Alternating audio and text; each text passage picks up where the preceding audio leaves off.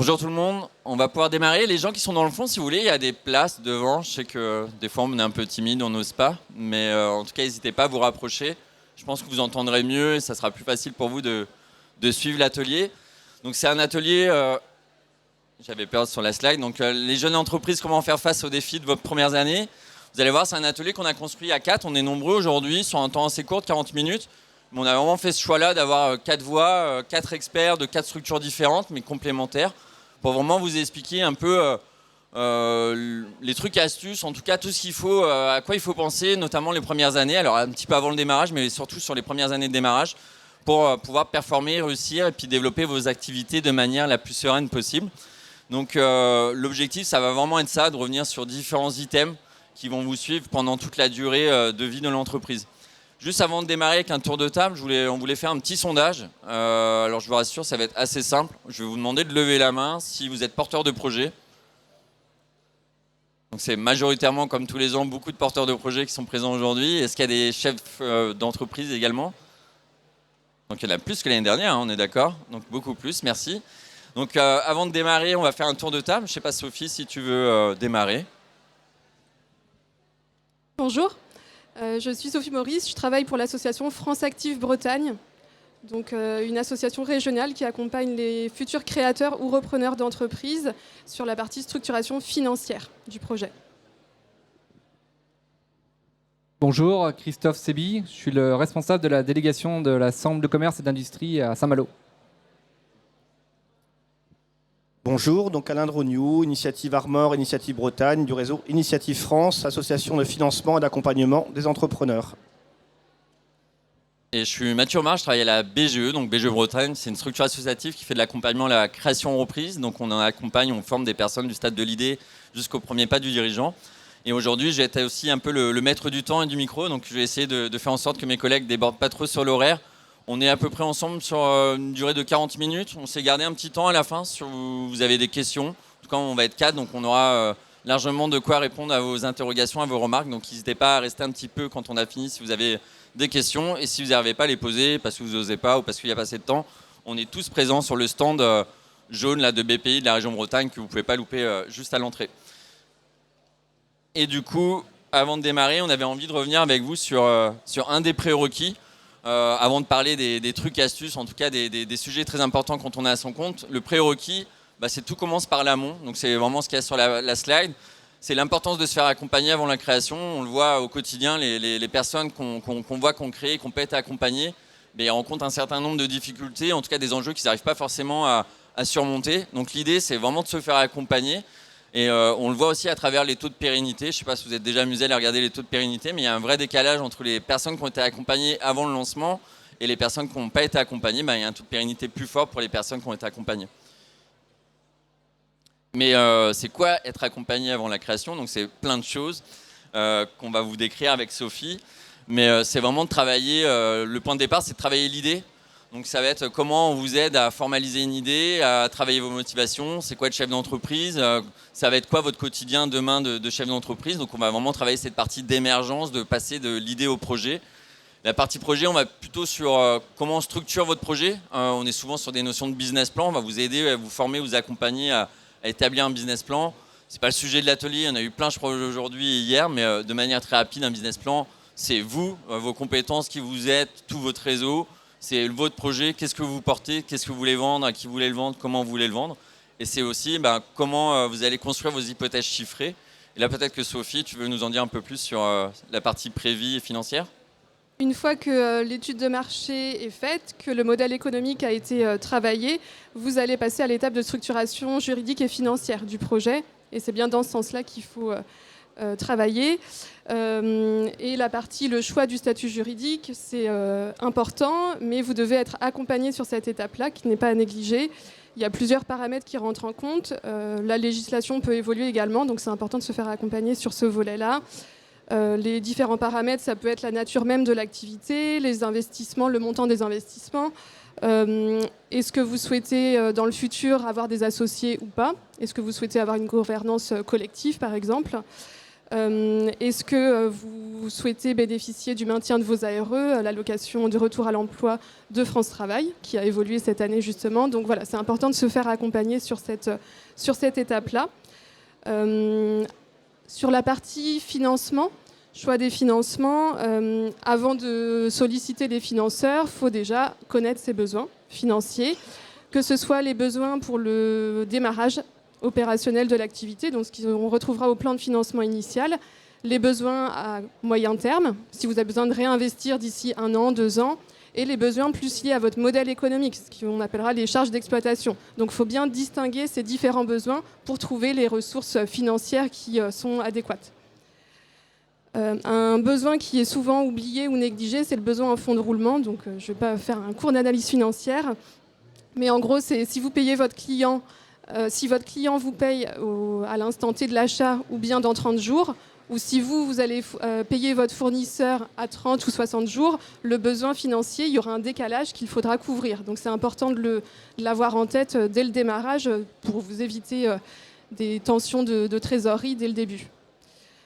Au niveau de l'emprunt bancaire, du financement bancaire, une fausse bonne idée, on va dire, pour certains porteurs de projets, c'est de tout autofinancer, de mettre une bonne partie de l'épargne dans le projet. Ce n'est pas forcément la meilleure idée. Pour sécuriser votre projet, c'est important de vous garder une épargne de sécurité, un matelas en cas de coup dur, que ce soit au niveau personnel ou professionnel. Donc voilà, là, effectivement, même sur des petits montants, ça peut être quand même intéressant de passer par l'emprunt bancaire. Et l'importance aussi de pouvoir être accompagné sur la partie garantie. À France Active, on propose des garanties pour vous éviter les cautions personnelles qui peuvent être parfois demandées par les partenaires bancaires. On voit bien, là, avec ce qu'on vous a décrit avec Sophie, que si vous ne faites pas ce travail, ce prérequis, une fois que vous allez démarrer, parfois, pas systématiquement, mais vous allez vous retrouver peut-être un peu perdu. En tout cas, vous allez manquer un peu de structuration et de méthodologie. Et le risque, c'est de démarrer une activité... c'est un peu comme acheter une voiture sans avoir le permis. C'est-à-dire, au lieu de passer le permis, vous achetez directement la voiture, sauf que vous n'avez pas appris à conduire. L'accompagnement, le prérequis avant de se lancer, c'est de mettre le paquet là-dessus pour pouvoir être sûr de savoir bien conduire la voiture que vous venez d'acheter et pas de faire l'inverse. Là, tous les sujets qu'on a évoqués avec Sophie de manière assez rapide, c'est aussi l'essence du dispositif Passe Création. Donc, c'est un dispositif de la région. On est tous là opérateurs sur la scène, là. Mais vous retrouvez aussi l'ensemble des autres opérateurs sur les stands à l'entrée. Donc avec ces 3 phases, vraiment structuration de projet, structuration financière et la phase qu'on va là évoquer tout de suite sur le suivi pendant 3 ans. Donc l'importance de se faire accompagner avant la création, mais aussi l'importance de se faire accompagner une fois qu'on démarre pour justement être le plus cadré possible et avoir un développement le plus serein possible. Et pour se faire accompagner, une des choses qu'il va falloir être vigilant, c'est un peu le métier de chef d'entreprise. Souvent, vous allez vous focaliser sur votre métier. Je prends l'exemple, d'un maçon. Le maçon, lui, il a une compétence métier assez forte. Il s'est formé en maçonnerie. Il s'est formé dans son métier. Il a pris de l'expérience. Il a X années d'expérience. Mais des fois, il va lui manquer des compétences transverses qui sont juste après, qui sont assez multiples. Les compétences transverses d'un chef d'entreprise, on parle souvent de casquette. Je ne sais pas si vous avez cette image en tête. On dit le chef d'entreprise, il est partout. Il est sur tous les champs. Il doit répondre à toutes les demandes. C'est vrai, parce qu'en fait, un chef d'entreprise, si je garde mon exemple de maçon, en fait, il ne va pas faire que de la maçonnerie. Il va piloter une équipe, il va faire du commercial, il va faire du marketing, il va faire du juridique, de la gestion. Donc, il va faire un certain nombre de compétences. Et ça, il faut qu'il sache quelles sont ces compétences sur lesquelles il est vraiment bien positionné et peut-être celles où il est moins bon. Peut-être que la communication, ce n'est pas la compétence la plus forte chez lui. Donc, comment il va faire pour gérer cette communication, en tout cas gérer cette compétence sur laquelle il n'est pas optimum. C'est important pour vous, alors que ça peut se faire avant la création, mais ça peut se faire pendant, d'avoir un peu cette phase de bilan, un peu de bilan de compétences sur c'est quoi mes compétences clés de chef d'entreprise. Je mets bien à part la partie compétences métiers. Ça, n'importe quelle structure d'accompagnement, on ne va pas forcément aller regarder si le maçon il sait bien faire du ciment. On va partir du constat qu'il sait le faire. Par contre, on va s'assurer, que ce soit avant la création ou après, qu'il a les bonnes compétences et essayer avec lui d'aller travailler celles où peut-être il performe le moins bien. Je vais vous prendre un exemple tout bête, et je n'ai pas la bonne slide sous les yeux, c'est pour ça que je me perds. Mais quand vous êtes salarié, en général, votre employeur il va vous former sur différents métiers pour vous aider à évoluer dans vos pratiques, pour vous renforcer certaines compétences, je ne sais pas, commerciales, si vous êtes sur des fonctions commerciales. Et ben, quand on est chef d'entreprise, il n'y a personne qui va vous dire d'aller vous former. Vous êtes dans votre bureau, sur votre chantier. Personne ne va vous dire ah, bah, il faut que tu ailles te former sur la compétence commerciale parce que tu vois bien que ce n'est pas ça qui marche le mieux. Donc moi, je vous invite et on vous invite tous collectivement à avoir ces réflexions assez régulièrement quand vous serez en activité. Ça peut être au bout de 6 mois, au bout d'1 an, de faire un point sur vous avez besoin de quoi comme formation transverse. Je ne parle pas de formation vraiment technique, mais vraiment de formation transverse. Et d'aller vous former sur ces champs-là. Il y a plein d'organismes de formation, BGE, mais aussi les CCI, les CMA. Il y a pas mal d'organismes, et d'autres d'ailleurs, hein, c'est pas ce qui manque, les organismes de formation. Mais formez-vous sur ces métiers transverses parce que vous allez clairement en avoir besoin. Je reviens sur le sujet de la communication pour vous prendre un exemple. Je suis toujours, je suis maçon, je suis pas bon sur la communication. Et ben, le fait déjà de le savoir, je vais pouvoir adapter mon offre. Ça veut dire que je sais que c'est un élément important dans le développement de mon activité. Donc je vais avoir plusieurs possibilités. Soit je me forme, soit j'externalise la fonction, ça veut dire que je vais faire appel à un prestataire pour faire de la com, en sachant qu'il faut quand même quelques notions, parce que si vous faites appel à un prestataire en com et que vous ne connaissez rien à la com, bah, il va vous parler un peu chinois. Vous n'allez pas comprendre, vous allez signer une prestation, vous n'allez pas être content, parce qu'en fait, vous n'avez pas compris son vocabulaire, vous n'avez pas compris la logique de la communication. Donc à minima, il faut quand même, peut-être pas se former à la com, mais à minima participer peut-être à des ateliers, être sensibilisé à la com, avant de faire appel à un prestataire extérieur. Vous pouvez aussi faire le choix d'internaliser la fonction en prenant par exemple un alternant ou bien s'associer avec quelqu'un qui aurait ses compétences un peu plus marquées que vous. Donc ça, c'est plein de stratégies que vous allez pouvoir développer, mais pour le faire, il faut être conscient de ses forces et de ses faiblesses en termes de compétences. Et je regarde juste.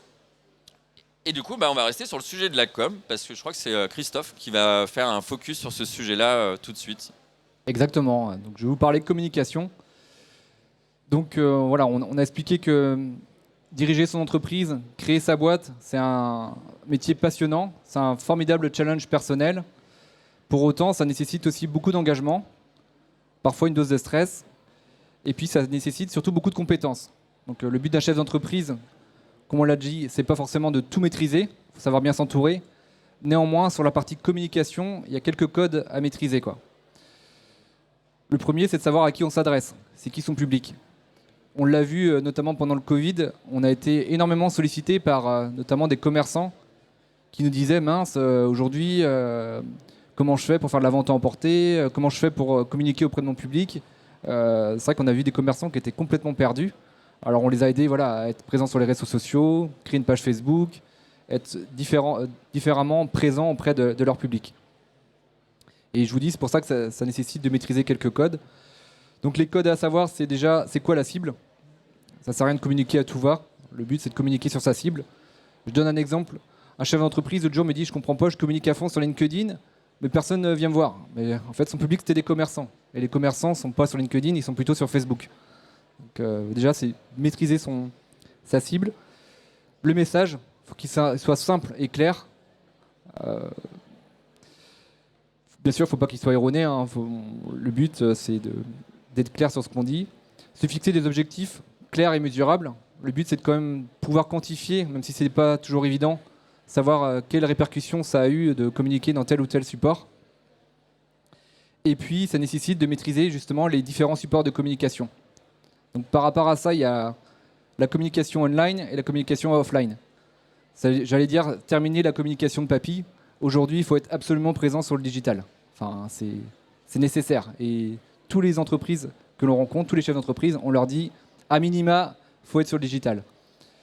Néanmoins, j'allais modérer un peu cela aujourd'hui. Le problème, c'est qu'aujourd'hui, presque tout le monde a été sur le digital. Et je donne un exemple, et vous devez le vivre au quotidien aussi, notamment pendant les vœux. Enfin, combien de fois vous recevez des vœux par mail? Personnellement, je ne les ouvre plus. Par contre, quand je reçois une carte de vœux papier, je me dis, tiens, c'est un peu différenciant. Et je vais plus m'attarder sur la personne qui m'a écrit, qui m'a envoyé une carte de vœux papier. Ce que je veux dire aujourd'hui, le chef d'entreprise qui maîtrise à la fois la synchronisation, communication online et communication offline. Communication offline, c'est par exemple la PLV, les supports dans la presse, éventuellement l'événementiel, le packaging, le mécénat.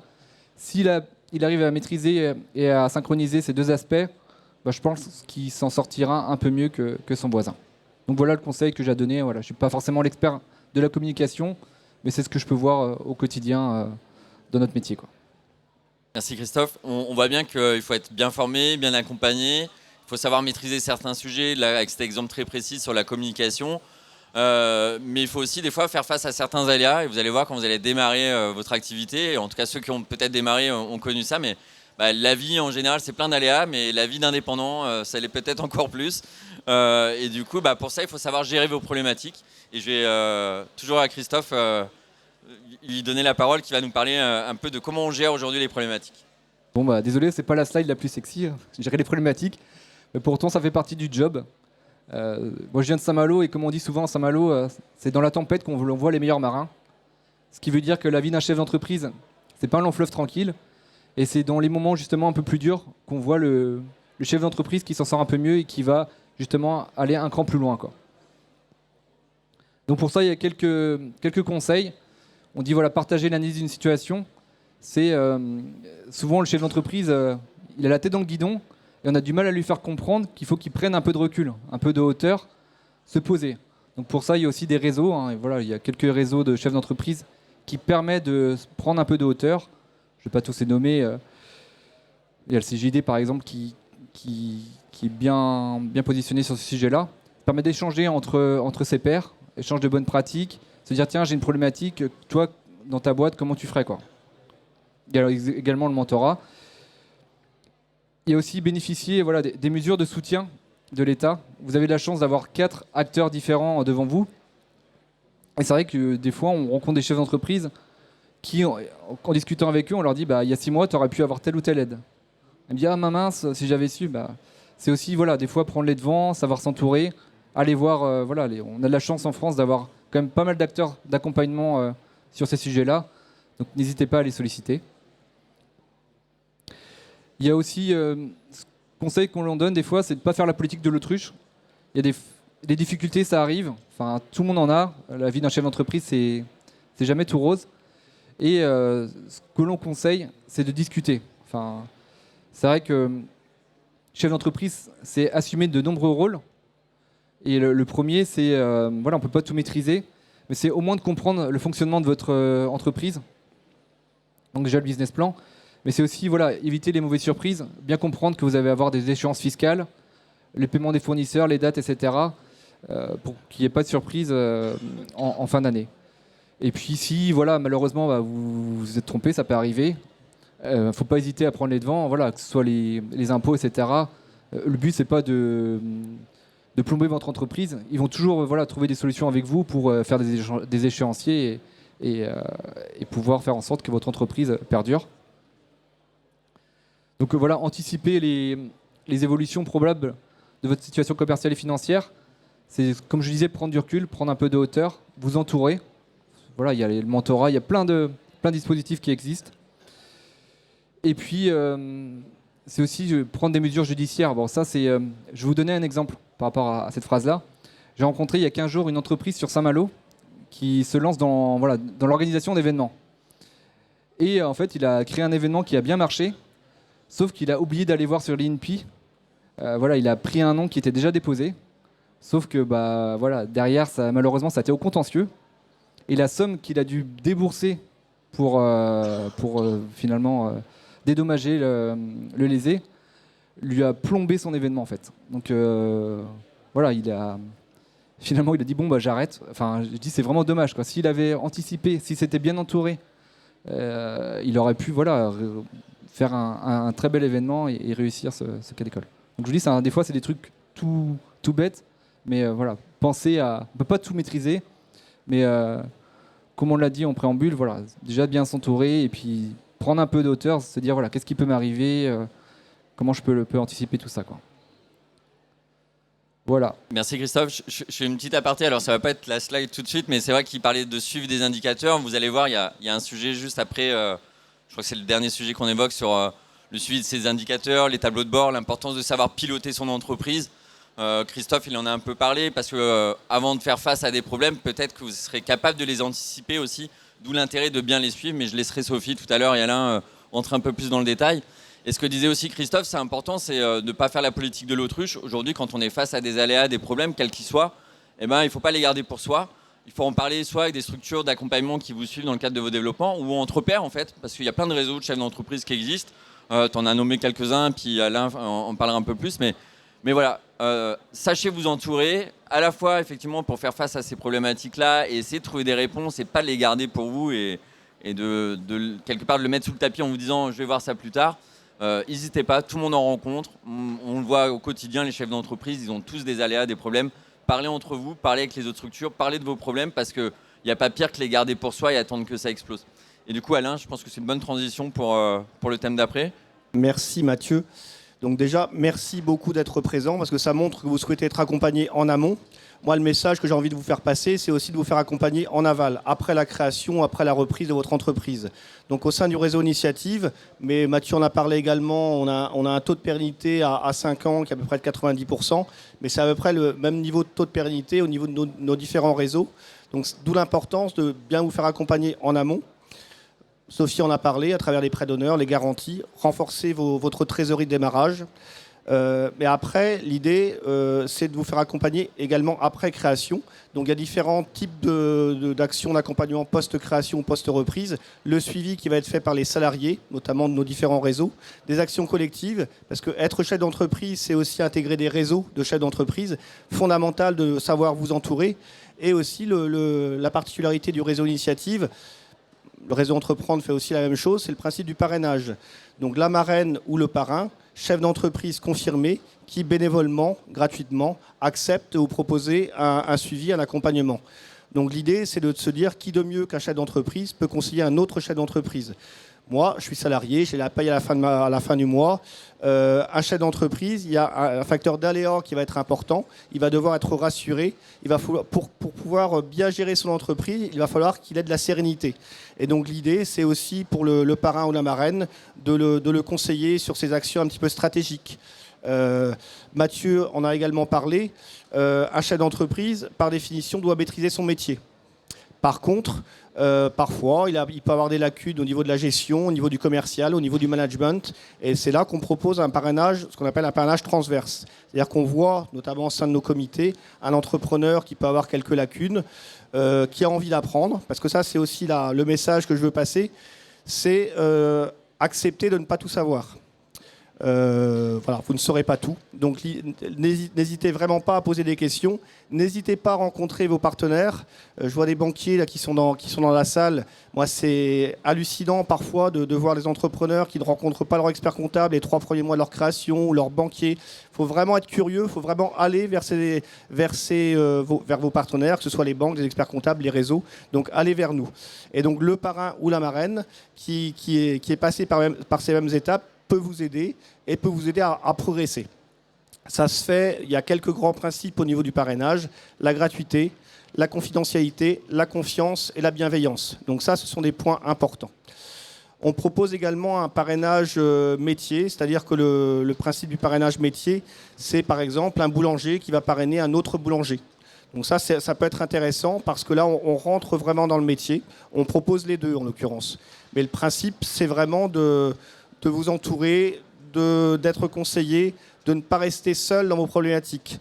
Un entrepreneur qui réussit est pour moi un entrepreneur qui va réussir à s'entourer, notamment des réseaux, mais aussi de chefs d'entreprise confirmés qui sont passés par les mêmes étapes que vous et qui vont pouvoir vous aider, vous rassurer. Parce qu'encore une fois, parfois on se dit, tiens, j'ai un seuil de rentabilité, Sophie va en parler tout à l'heure, mais qui est à 10 000 euros. Le mois de septembre, on n'a fait que 7 500 euros. Ce n'est pas la cata. C'est-à-dire qu'il faut savoir se projeter sur la durée. Et le chef d'entreprise, parrain ou la marraine est là aussi pour vous rassurer dans vos prévisions et vous aider à progresser dans votre métier de chef d'entreprise. Juste pour compléter sur les réseaux, donc il y a vraiment le réseau comme l'a décrit Alain qui est vraiment efficace et que je vous invite vraiment à aller vous renseigner, quitte à aller l'embêter un petit peu. Tu es au stand là-bas, hein, c'est ça ? Après, il y a plein d'autres réseaux. Il y a des réseaux féminins, il y a Entrepreneurs féminins, il y a Femmes de Bretagne, il y a des réseaux dédiés aux jeunes, alors qu'ils ne sont pas forcément présents. Mais adhérer à des réseaux, alors que ce soit des réseaux un peu comme ça d'entraide par un marraine, mais vous avez aussi des réseaux plutôt business qui existent pour aussi développer l'activité. Donc, trouvez votre réseau, faites un peu votre marché au début parce qu'ils sont tous différents et il faut savoir se positionner en fonction de son affinité avec tel ou tel réseau. Mais à minima, c'est au moins un réseau. Quoi. Ne partez pas tout seul, restez pas isolé. Je reviens juste sur la formation. Tout à l'heure, j'ai oublié de vous donner une information assez importante. C'est qu'en tant que chef d'entreprise, vous avez un droit à la formation. Vous cotisez quand vous générez du chiffre d'affaires à la formation. Donc vous avez ce qu'on appelle un fonds d'assurance formation, qui est la GFIS par exemple, qui est plutôt pour les activités commerçantes. Hein. Christophe, tu valides. Mais vous avez le FIFUL pour les professions libérales et le FAFCA pour les activités artisanales. Il y en a d'autres en fonction des activités, mais c'est les trois principaux. Donc sachez que vous avez le droit à des budgets de formation quand vous êtes indépendant. On a tendance à l'oublier hein, quand on est chef d'entreprise, qu'on a des droits à la formation. Donc profitez-en, allez-y. Il y a d'autres aides, il y a des crédits d'impôt formation également. Bon, ça, c'est surtout pour vous dire, formez-vous, c'est un coût, mais c'est un coût qui est parfois pris en charge. On a parlé compétences. Il y a une compétence, une aptitude qui est vraiment indispensable quand on est chef d'entreprise. Je ne sais pas si vous savez, est-ce qu'il y a une compétence, une aptitude clé qu'il faut avoir quand on est chef d'entreprise? C'est dur de lever la main, là, de ne pas avoir de micro, mais c'est d'être stratège en fait. L'entrepreneuriat, c'est ça, c'est d'être entrepreneur, c'est de savoir poser une stratégie, et ça va être la capacité aussi de la suivre. La stratégie d'entreprise, on en parle beaucoup avant création. C'est des choses qu'on va parler de manière transverse, plutôt sur la stratégie commerciale, la stratégie de communication. Et souvent, on remarque que dans la réalité, une fois que l'activité est lancée, on pose son activité, on développe doucement son chiffre d'affaires, mais on a tendance un peu à oublier ce côté stratégie à moyen long terme. La stratégie, c'est pas la stratégie de se dire c'est quoi mon programme de la semaine, mais c'est quoi la vision que j'ai de mon entreprise à 3, 4, 5 ans. Et ma vision entrepreneuriale, ma vision stratégique, c'est celle-ci. Et ça va être quoi les étapes que je vais devoir poser, tout simplement pour atteindre cette vision, cet objectif un peu lointain.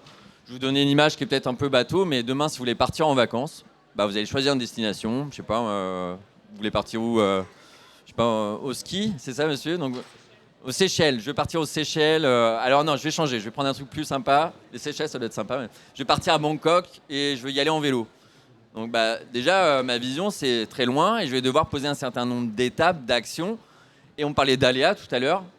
Peut-être que mon trajet que j'avais imaginé au début, il ne va pas se passer comme prévu. Peut-être que j'avais imaginé de passer par le nord, puis en fait, je vais passer plutôt par le sud, l'Italie, etc. Je ne suis pas très bon en géographie. Mais du coup, la stratégie, ça s'adapte. Ça veut dire qu'il faut certes la poser sur un objectif moyen-long terme, mais chaque année, vous allez devoir un peu la revisiter, la revoir et également évaluer les actions que vous avez mises en place et les résultats. Sophie et Alain vont en parler tout à l'heure, mais de suivre des indicateurs, de poser des objectifs quantifiables, c'est important pour voir si la stratégie que vous avez imaginée, c'est la bonne et qu'elle avance dans la bonne direction. Et si ce n'est pas le cas, de l'ajuster. Je vais prendre, là, il y a je pourrais vous relire toutes les phrases sur la slide, c'est peut-être pas forcément l'intérêt, mais par exemple, si je prends, je sais pas, se diversifier, se spécialiser, innover, je prends un autre exemple, je sais pas, je suis architecte, j'ai un chiffre d'affaires qui fonctionne bien, j'ai une équipe, je suis bien, j'ai pas forcément envie d'embaucher plus. Par contre, je vois que ma rentabilité, elle est un peu en baisse. Quand je regarde mes indicateurs, je me dis, c'est pas ça. Comment je fais pour me projeter à moyen et long terme pour essayer de développer ma rentabilité? Je vais pouvoir essayer de me diversifier.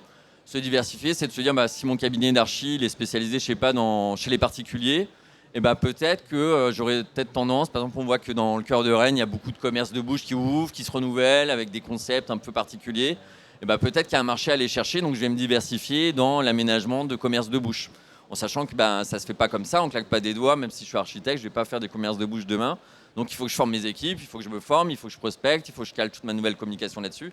D'où l'intérêt d'avoir une stratégie à moyen et long terme et de poser des objectifs et des actions en fonction de l'objectif que je me suis posé. Se spécialiser, ça va être se dire, je vois qu'il y a une vraie tendance sur les matériaux biosourcés, sur le remploi de matériaux. Je vais peut-être me dire, à 4-5 ans, on veut être le leader de la construction biosourcée et de réemploi de matériaux de construction. Là, pareil, en termes de stratégie, il va falloir poser un certain nombre d'actions pour atteindre cet objectif. Et innover, ça peut être, par exemple, je sais pas, j'ai beaucoup de demandes entrantes, beaucoup de particuliers m'appellent, j'arrive pas à répondre, je sens que je perds des contacts, des clients, ou bien j'ai des prospects qui ne sont pas forcément qualifiés, donc je vais peut-être pouvoir m'associer avec une entreprise, je sais pas, dans le numérique, dans le digital, qui va construire avec moi, je sais pas, peut-être un logiciel qui permet aux personnes de préqualifier leur projet, de pourquoi pas commencer à le dessiner, à le chiffrer. Et moi, ça me permet d'avoir un listing de contacts qualifiés et je vais me concentrer vraiment sur ceux où je me dis, eux, je vais les transformer en clients. Et les autres, je vais peut-être plutôt me contenter d'un envoi de mail en me disant peut-être se voir, mais voilà. En tout cas, et ça, pareil, ça se prépare, c'est pas en claquant des doigts qu'on arrive à mettre en place un process comme ça. Donc, vous voyez, sur la stratégie, c'est important d'avoir une vision assez lointaine. Et tout à l'heure, je crois que c'est Christophe ou Alain qui disait que tu étais étonné de voir que quand on démarre, on voit quasiment plus son banquier. Et des fois, sa stratégie à moyen long terme, on peut la présenter aussi au moment du bilan. Ça veut dire qu'avec l'expert comptable, et même si vous n'avez pas d'expert comptable, vous êtes en micro, vous avez fait 12 mois d'activité, faites-vous un petit bilan, regardez les recettes que vous avez fait, les dépenses, essayez d'estimer vos marges, d'avoir quelques indicateurs, puis allez le présenter au banquier, et puis de lui présenter les objectifs que vous avez pour l'année à venir, mais aussi pour les objectifs à 3, 4, 5 ans. Alors le banquier, il vous recevra pas, je ne sais pas, mais en tout cas, il sera au courant, il va vous connaître. Il aura aussi des perspectives sur ce que vous avez envie de mettre en place. Et c'est un vrai partenaire, le banquier. Il ne faut pas juste aller le voir quand on en a besoin. Parce que si vous ne faites pas ça, le jour où vraiment ça va mal, ou si vous avez des problématiques, vous avez besoin de lui, vous ne l'avez pas vu depuis 3-4 ans. En fait, il ne vous connaît pas.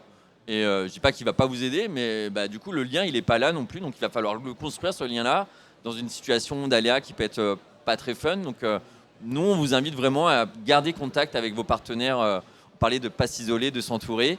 On parlait de réseau, mais entourez-vous aussi de votre banquier, de votre expert comptable et d'autres professionnels qui pourraient vous aider à développer l'activité. Et je pense que j'ai fini sur la partie stratégie. Il me semble, c'est quoi l'autre partie? Soyez gestionnaire. Alors, je ne vais pas vous parler de soyez gestionnaire, je vais laisser plutôt Sophie et Alain, qui sont nos 2 experts du jour sur cette thématique. Alain, je te donne le micro.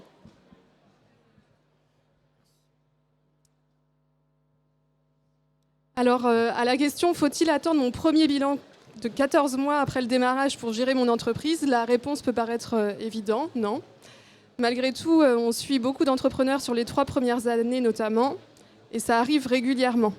Or, vous comprenez bien que 14 mois après le début de l'activité, ça peut parfois être un petit peu tard, voire trop tard.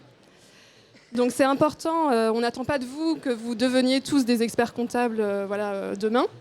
Mais c'est important de pouvoir maîtriser ces chiffres pour appliquer justement votre stratégie dont parlait Mathieu. Beaucoup d'entreprises se reposent sur le cabinet d'experts comptables, le suivi comptable, qui est important certes, c'est un partenaire clé pour votre entreprise, mais ce n'est pas suffisant. Vous, en tant que chef d'entreprise, vous devez avoir des tableaux de gestion fidèles, fiables, pour pouvoir adapter et prendre des décisions de manière éclairée et objective. Pour ça, il y a quelques indicateurs clés. Alors, on ne va pas vous faire une liste exhaustive de tous les indicateurs clés ou tous les outils de gestion, mais en tout cas, je vais vous en citer quelques-uns qui sont nécessaires pour avoir un bon suivi d'entreprise.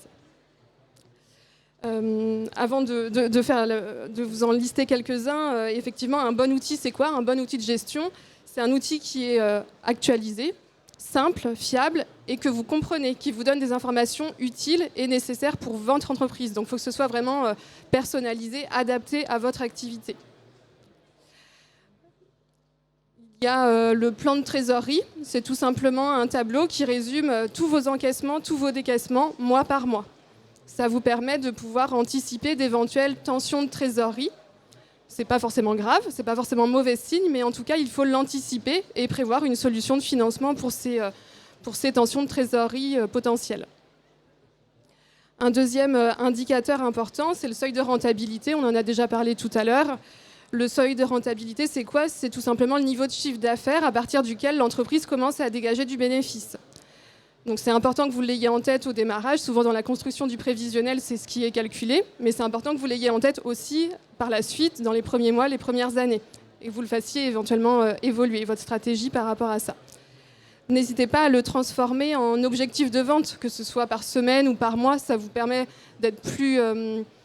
ça vous parle plus en général, d'avoir des objectifs hebdomadaires ou mensuels sur vos ventes, par exemple. Et un dernier indicateur qui est aussi en général travaillé avec l'expert comptable, c'est la marge commerciale.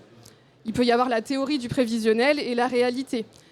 Ça vous permet de pouvoir éventuellement activer certaines pistes, par exemple de revoir votre politique tarifaire. Peut-être que finalement les prix qui ont été affichés au démarrage ne sont pas les bons, parce que vous pouvez toujours avoir des clients, mais si la marge n'est pas bonne, ça n'arrivera pas forcément à la rentabilité qui est prévue. Et ça peut être aussi un indice comme quoi soit vous n'avez pas forcément les bons fournisseurs, il faut peut-être aller chercher ailleurs, ou alors il faut pouvoir renégocier avec son fournisseur. En tout cas, c'est des indicateurs qui sont très importants pour la rentabilité et donc la pérennité de votre entreprise. Ces informations, vous les trouvez où? Donc évidemment dans votre bilan comptable, après la première année. Éventuellement aussi dans votre logiciel de caisse, si vous en avez un. Maintenant, les logiciels sont assez performants et vous donnent plein d'informations super utiles. Donc voilà, et c'est mis à jour vraiment de manière régulière. Donc c'est très intéressant pour ceux qui ont une activité de commerce et également dans vos relevés bancaires. Par exemple, pour le plan de trésorerie, c'est un élément important pour pouvoir anticiper la suite par rapport à ce que vous avez déjà connu. Donc tout ça, effectivement, c'est des compétences, des notions importantes que vous n'avez pas forcément au démarrage ou en amont, mais en tout cas, il peut y avoir des accompagnements, que ce soit individuels ou collectifs, sur ce sujet-là. Juste avant de passer la parole à Alain, petite précision quand même, c'est vrai que Sophie a beaucoup parlé d'experts comptables, vous n'allez pas forcément tous en avoir un, ça ne veut pas dire qu'il ne faut pas les faire, ces indicateurs et ces tableaux. C'est vraiment important de le faire, peu importe le statut que vous avez, vous n'allez pas les construire de la même manière, vous n'allez pas avoir les mêmes indicateurs, vous n'allez pas avoir les mêmes objectifs, mais faites-le. Et juste pour préciser, effectivement, les logiciels de caisse aujourd'hui sont assez modernes, en tout cas, je vous invite à faire un bon benchmarking de logiciels de caisse, et des fois, vous avez même des logiciels de gestion dédiés à des activités. Je connais une microbrasserie, je me souviens le jour, elle m'a montré son logiciel de suivi comptable, qui n'est pas le logiciel du comptable, mais c'est un logiciel qui lui permet de piloter son activité. Elle avait toutes les infos, quasiment, elle était capable de me dire au centime près combien il y avait de fournisseurs dans un litre de bière. Donc, ou d'énergie, d'électricité quand tu vends une canette de 33 centilitres. Donc aujourd'hui, il y a plein de solutions. Soit vous avez des solutions toutes packagées en lien avec des activités, ou bien c'est à vous de construire vos tableaux de bord et puis de construire vos indicateurs de suivi et puis de les suivre et de les remplir, parce qu'il ne faut pas juste avoir un beau tableau de bord, il faut le remplir, le suivre et puis bien évidemment l'analyser. Si vous êtes un expert comptable, c'est encore mieux. Si vous n'en avez pas, faites appel à... On parlait tout à l'heure de ne pas rester seul, d'un parrain, d'une marraine ou d'un collègue entrepreneur qui a peut-être un peu plus d'expérience sur le sujet que vous. Et je passe la parole à Alain, excuse-moi. Merci Mathieu. Je vais vous prendre un exemple très récent. La semaine dernière, je suis allé voir un salon de coiffure et on s'est réunis avec le banquier, la banque, l'expert comptable pour analyser le bilan et le compte de résultat. Donc le bilan et le compte de résultat, on a analysé le passé. Donc globalement, on avait un chiffre d'affaires à peu près de 115 000 euros. Les deux créatrices, les deux co-gérantes en l'occurrence, travaillent comme des folles, comme beaucoup de chefs d'entreprise, et on s'est demandé comment elles allaient pouvoir augmenter leur rémunération, qui était à peu près à 1 500 euros chacune par mois, ce qui n'est pas beaucoup vu la charge de travail, pour l'augmenter à 1 800 euros. Donc on a trouvé quelques pistes. Donc augmenter la vente additionnelle, c'est-à-dire que garder le même niveau d'activité en termes de coupe de cheveux, mais augmenter un petit peu la vente additionnelle, en gros la vente de shampoing. On s'est dit aussi, peut-être que là, vous faites des prestations haut de gamme, mais par rapport aux concurrents, vous êtes quand même un petit peu pas assez cher. Sophie en a parlé, donc l'idée c'était d'augmenter les prestations de 1 euro par coupe ou par brushing, etc. Vous me suivez. Et l'autre point, c'était de gagner 1 à 2 minutes par prestation. Parce que les deux créatrices, en l'occurrence, sont très appréciées. Donc, elles ont une récurrence qui est très forte au niveau de leur clientèle. Donc, elles savent que les clientes, elles vont revenir. Par contre, si on gagne 1 à 2 minutes par prestation, c'est-à-dire passer 58 minutes au lieu d'1 heure pour une prestation, vous allez voir que globalement, la rentabilité, on va la retrouver à ce niveau-là. Donc c'est tous ces petits points, ce qu'on appelle les indicateurs réels, qui vont vous permettre globalement de gagner en productivité et en rentabilité. Un autre exemple, un garage automobile. Je me souviens d'un garage que j'avais accompagné. Il avait pour clients des agriculteurs. Alors, les agriculteurs, c'est très bien. Ils payaient bien, mais ils payaient un petit peu en retard, j'ai envie de dire. Donc l'idée, la décision un petit peu stratégique, ça a été de dire, on avait 80% de clients agriculteurs, on va passer plutôt à 60% et on va développer la clientèle de particuliers. Donc c'est aussi ça, des indicateurs réels.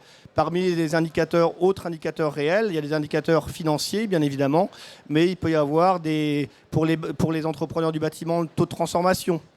On en a parlé également. C'est globalement, si vous faites 10 devis et que vous avez 10 retours positifs, il faut aussi se poser des questions. Peut-être que vous n'êtes pas assez cher.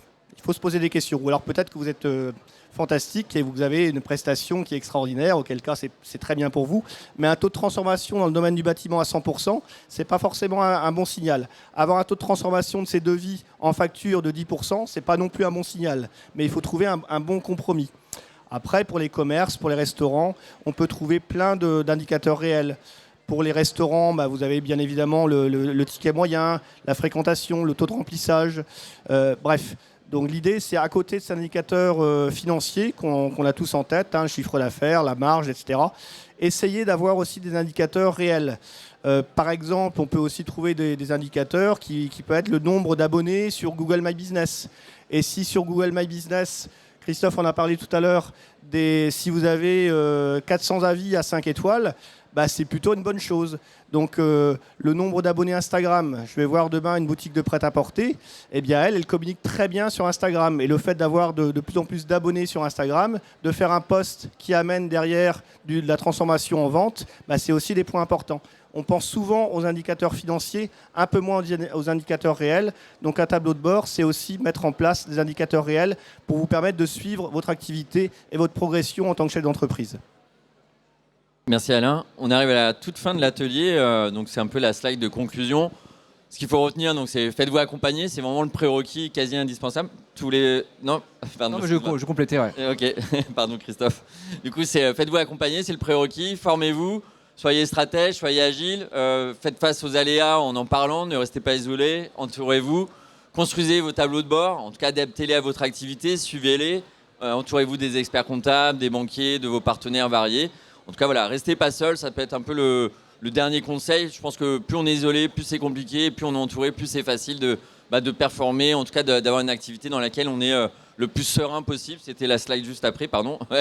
Voilà, donc sans sérénité, difficile de vendre. En tout cas, sans sérénité, difficile aussi de s'épanouir tout simplement. Donc soyez le plus serein possible, faites face aux aléas, parlez-en et vous verrez, ça sera beaucoup plus simple pour vous et plus agréable. Et Christophe, un petit mot, ou même tout le monde d'ailleurs, si vous voulez... Oui, bah en tout cas, pour retenir que le métier de chef d'entreprise, parce que vous êtes beaucoup de porteurs de projets, c'est un métier passionnant. Donc franchement, si vous avez envie d'y aller, allez-y. Par contre, vous avez bien vu que c'était exigeant comme métier. Enfin, ça nécessitait pas mal de compétences. On a parlé d'être stratège, gestionnaire. Et puis, ça ne s'improvise pas non plus. Voilà, c'est un chiffre quand même, je vous le dis, c'est quand même une entreprise sur deux n'existe plus au bout de 3 ans. Donc, Au bout de 5 ans. Ouais, 5 ans, mais bon... Après, c'est... bonne nouvelle, ce chiffre est divisé de moitié si vous êtes accompagné. Et là, vous avez 4 acteurs de l'accompagnement en face de vous. Mais bon, voilà, si on a quelque chose à retenir, justement, c'est être accompagné, soyez entouré. Je pense qu'on l'a répété à chaque slide. S'il y a quelque chose à Prenez retenir, du plaisir aussi, ça peut être sympa. Oui, tout à fait. Prenez du plaisir quand vous entreprenez, ça peut être chouette. On a une dynamique un peu différente quand on est heureux et épanoui quand on développe une activité. Il reste 3 minutes. Je sais pas s'il y a des questions. Si vous avez des questions, on a 2 micros. Et je suis sûr que vous en avez plein. Il y a madame qui vient de lever la main juste là, devant là. Non, madame. Vous avez vu comme ça, hein. Ouais. Moi, du coup, j'ai décidé de partir sur une banque en ligne au début de mon entrepreneuriat. Du coup, vous parliez de l'intérêt de bien s'entourer. C'est vrai qu'avec une banque en ligne, on n'a pas forcément l'occasion de discuter énormément avec son banquier. Est-ce que c'est une vraie solution pour vous? Parce que moi, du coup, ça m'aide aussi à gérer un petit peu mon CRM, mes factures, mes devis, etc., etc. Est-ce que vous pensez que c'est une solution fiable dans le futur ou est-ce que c'est une erreur de débutant et j'aurais jamais dû faire ça? On risque d'avoir une réponse de Normand, non? J'allais dire, franchement, si l'idée elle est mûrie et qu'il y a un réel projet derrière, faut pas hésiter. Il y a le stand Angel 114 juste derrière là, qui a lancé un projet un peu similaire. Voilà, et ça marche plutôt bien, donc je t'invite plutôt à échanger avec lui. Et il pourra te... Sur le choix des partenaires, que ce soit banquiers, experts comptables, mais même des consultants variés, en fait, il faut tout le temps vous poser la question, c'est quoi l'objectif derrière? Est-ce que j'ai bien étudié la question? Est-ce que j'ai bien posé mes objectifs? Les banques en ligne, il y a des activités pour qui c'est très bien. Souvent, par exemple, les activités de service, ils n'ont pas forcément besoin de beaucoup de trésorerie, de beaucoup de services financiers. Par contre, ils ont besoin d'une banque assez agile, d'avoir quelque chose qui facilite, je sais pas, les rapprochements bancaires, je scanne ma facture avec mon téléphone, donc il y a pas mal de banques en ligne comme ça. Il faut savoir qu'il y a des banques en ligne aussi qui ont des points de vente physiques. Je les connais pas toutes, mais je pense que le CMB, les grands acteurs locaux, Crédit Mutuel et compagnie, ils ont des filiales ou en tout cas ils ont des banques maintenant dédiées à ce type de service assez digitalisé. Donc il ne faut pas hésiter aussi à aller regarder les opérateurs traditionnels qui proposent des fois des solutions assez similaires aux néobanques, comme on les appelle. Ouais. Alors moi j'ai tendance à privilégier l'humain. Donc moi j'ai tendance à dire qu'il vaut mieux aller vers des banques locales, privilégier l'humain. J'ai un exemple d'une dame qui fait de la confiture, en l'occurrence, qui était sur une banque en ligne et qui va passer par une banque physique avec des vraies personnes en face d'elle. Et pour faciliter le financement de son entreprise, c'est quand même plus facile. pourquoi pas en micro-entreprise pour tester, mais en caricaturant, un micro-entrepreneur peut se passer de tout l'accompagnement, y compris l'accompagnement bancaire. Donc moi, j'ai tendance à dire que le message qu'on veut passer ici, c'est de se faire entourer, y compris par des banques locales partenaires. Est-ce qu'il y a d'autres questions? Il reste 1 minute avant qu'on soit déconnecté de la visio, c'est ça, non? Du live.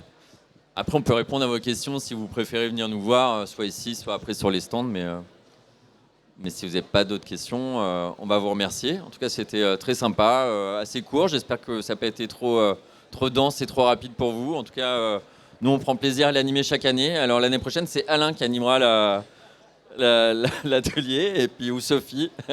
Non, c'est une petite blague entre nous. Mais merci à vous, en tout cas, c'était très sympa. Et bonne fin de salon.